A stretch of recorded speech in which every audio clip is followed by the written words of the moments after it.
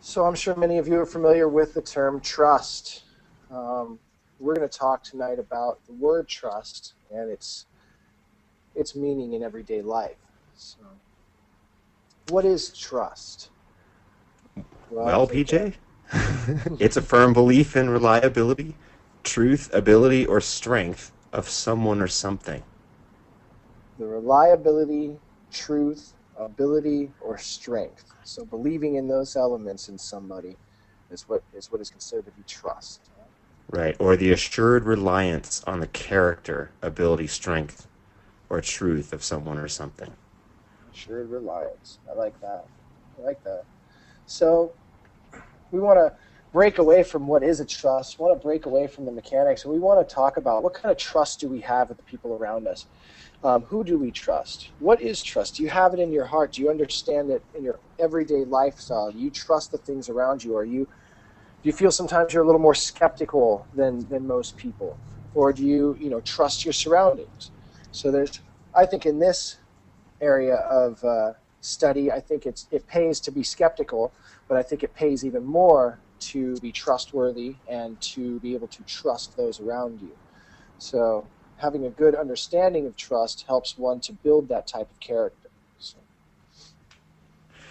Yeah, and the trust, or a trust, right? Or the trust that we're looking to create it's interesting that it shares the word with this word, trust, right?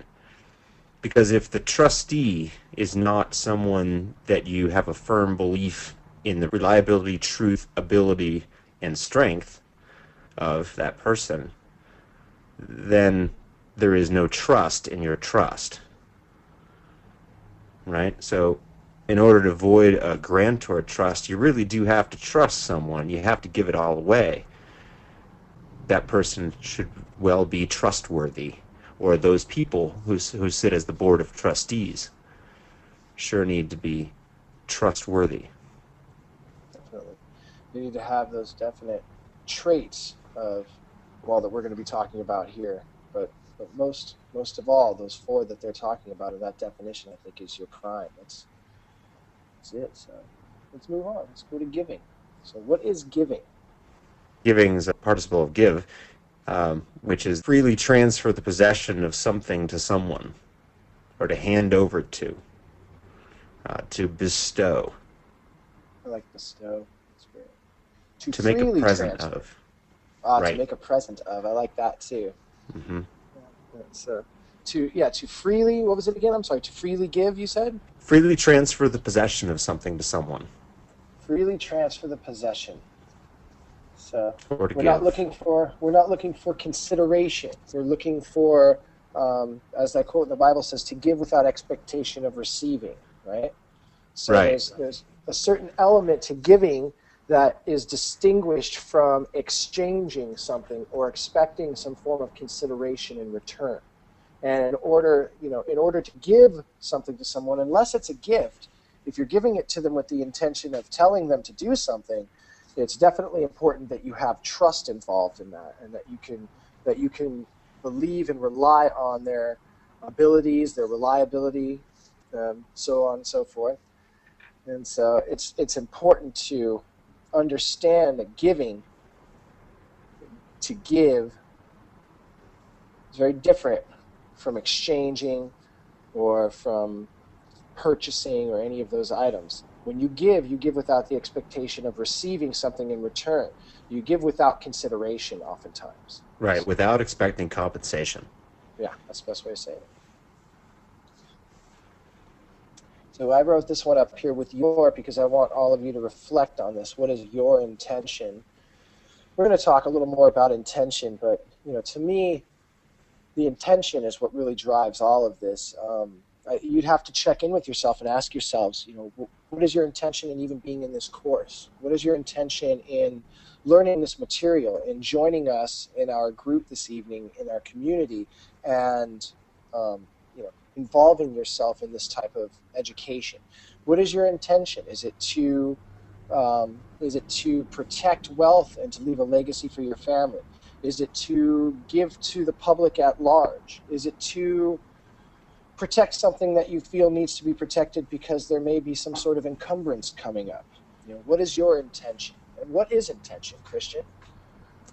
Well, intention is an aim that guides an action, right? It's a course of action that one intends to follow, and the intention part of it is the thought of how you're going to do it. It's the plan, right? So it's the thing.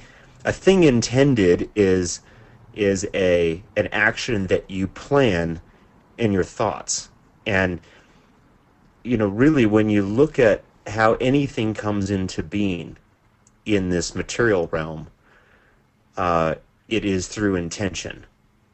So we, as manifestors, design the world. Our collective intention it equals the results that we get, right? So you may not be able to control everything in your world because other people have intentions too. But if you look at the results we have in our governance, in our business, in our education, and pick anything, we're getting exactly what our collective intention is as a society. So if you want to affect change, it starts with intention. And if you want to do something significant with your trust and your trust web structure from the private out into the public, then intention comes first. What is it that you're looking to do?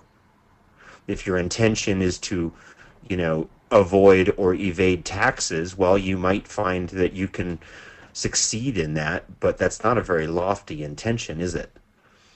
If your intention is to affect some significant positive change on our society or on some aspect of the way we are handling, life on this planet, whether it be sustainability or whatever, then that intention is going to be felt throughout the organizations that you create.